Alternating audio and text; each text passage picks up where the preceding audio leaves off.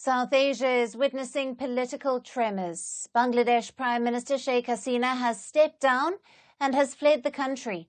Protests that had been ongoing for weeks against the government and its job quotas turned into celebrations as the news of Sheikh Hasina's resignation spread. The army has taken over Bangladesh.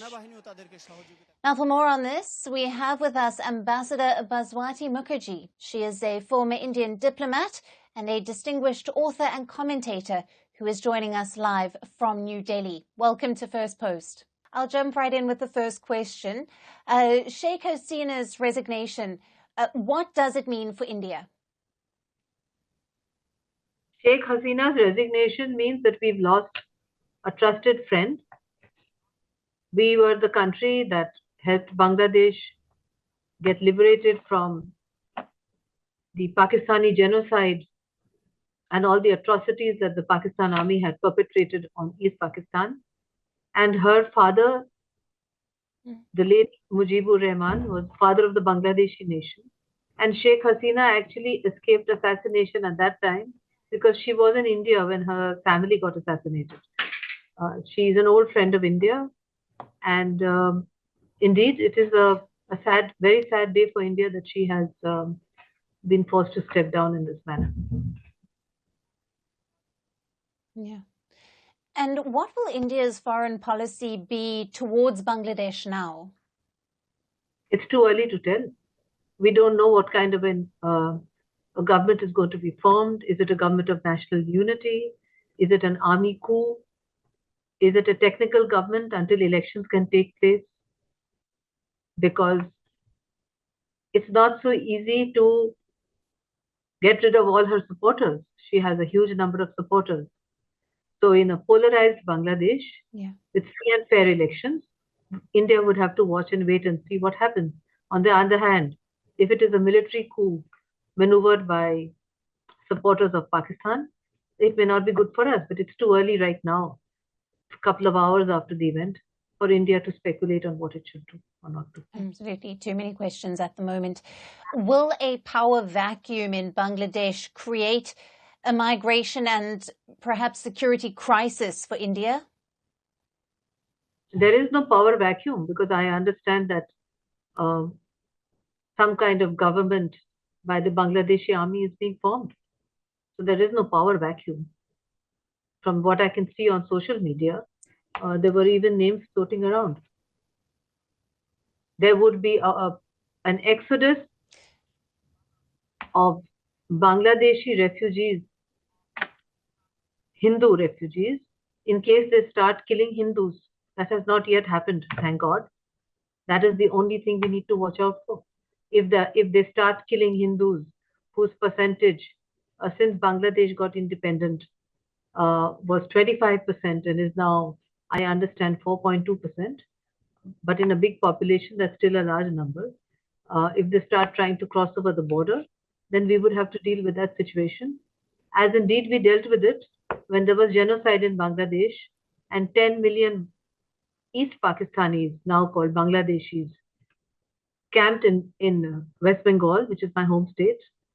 And India managed the situation with no foreign aid and at a point of time when its economy was not as it is now. If we coped at that time with 10 million refugees, I can assure you we will cope with it now if such a situation happens.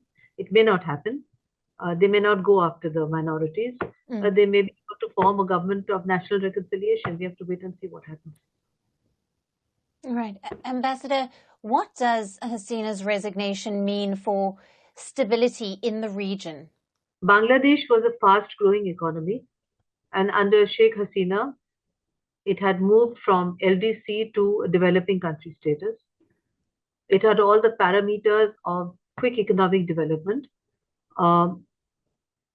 We have to wait and see whether the departure, the definitive departure of Sheikh Hasina also means the definitive departure of her policies that she had put in place for favoring quick and rapid development of Bangladesh and the various agreements that were in place to help her, including through large amounts of aid and assistance from India.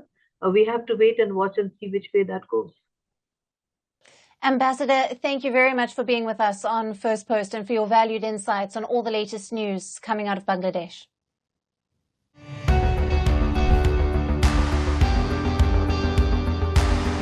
Across continents, one powerful news source.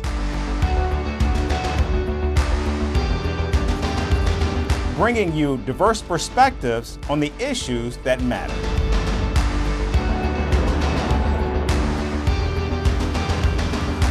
We go beyond the boundaries to give you that little extra about every sporting moment.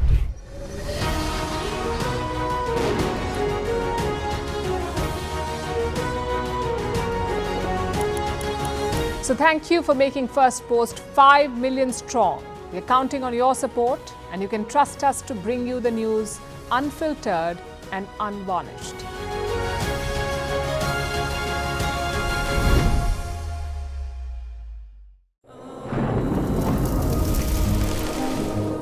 Climate change is on our doorstep. It's time for a revolution to take root. And it starts with 1.4 billion Indians. It starts with one tree for humanity, one tree for Mother Earth, one tree for our future. Project One Tree, a News 18 network initiative.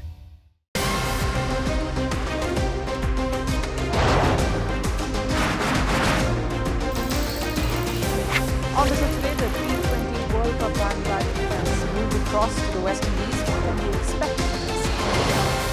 Hello, I'm Alison Green, coming to you from Durban, South Africa. Today we have a special show. Start with a report on India's shifting nuclear posture. The first time since India officially became a nuclear power. Hello and welcome to First Post.